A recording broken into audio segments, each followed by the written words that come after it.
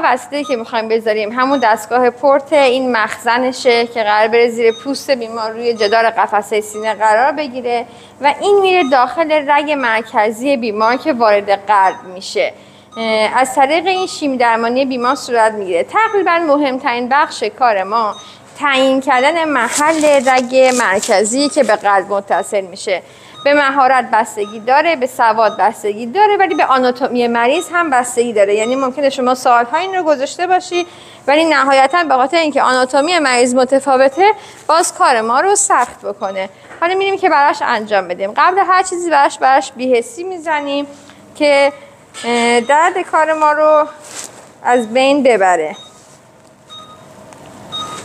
بتونید سرش رو کامل بدی پایین، هنوز سرش بالا. این سوزن بی‌حسیه خانم، اینو تحمل کنی. آره کارت بدون درد انشالله.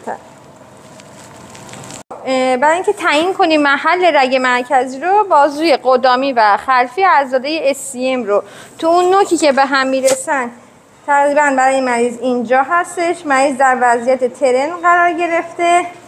به سمت نیپل راست مریض میریم، سعی میکنیم کاروتید رو این طرفی به سمت مدیال بدیم که توی نیدل ما نره.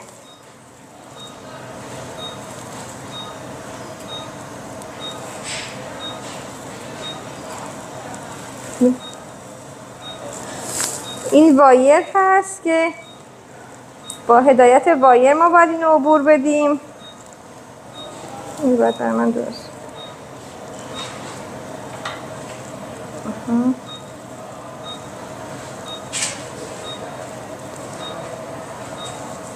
وایر خیلی راحت باید عبور داده بشه، اصلا نباید زور بزنیم. اگه زور بزنیم یعنی که یه جای کار مشکل داره. هر وقت که مریض آریت میزد یعنی اینکه وارد قلب شده.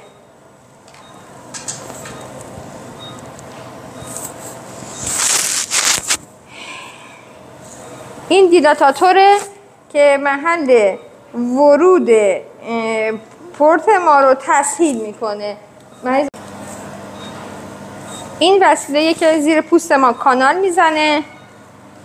پورت اونو یه سایز تقریبی زدیم، تقریبا معمولا 25 سانت سایز مناسبیه که وارد قلب بشه که ما از همونجا کات میکنیم، به این مخزن وصل میکنیم.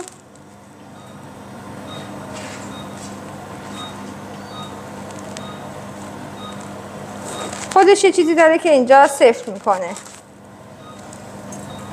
حالا وقتی اینه که روی جدار قفسه سینه‌اش جایی که چربی نداشته باشه و قابل دسترس باشه اینو براش تعبیه کنیم. یه برش اینجا میدیم.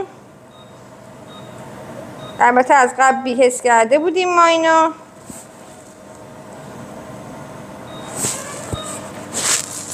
براش کانال میزنیم که اون جا بشه اون زیر. دارید دیلاتاتور رو در میاریم از اینجا. این باید وارد بشه.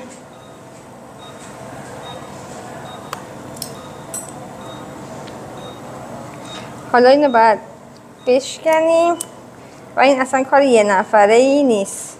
یک نفر باید پورت رو داخل نگه داره، از دو طرف بکش. حالا من کمکت میکنم. اگه آروم، خیلی آروم، خیلی آروم، اصلا عجله نکن. صبر کن، صبر کن، صبر کن. برو آروم آروم آروم آروم آروم. خیلی تموم شد. مرسی.